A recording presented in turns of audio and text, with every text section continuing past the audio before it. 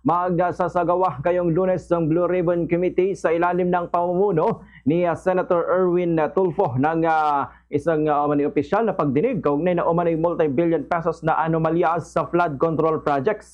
Ang pagdinig ang kauna-unahang opisyal na hakbang ng block ni Acting Senate President Sherwin Gatchalian matapos ang pagbabago sa liderato ng Senado nito nakaraang linggo. Ayon kay Gatchalian, inimbitahan ang 18 individual na nagpakilalang mga dating sundalo o Marines na una-unang humarap sa pagdinig ng kampo ni Senator Alan Peter Cayetano upang muling ilahad ang kanilang mga aligasyon. Git niya, kung totoo ang kanilang mga pahayag, dapat silang humarap sa opisyal na investigasyon ng komite.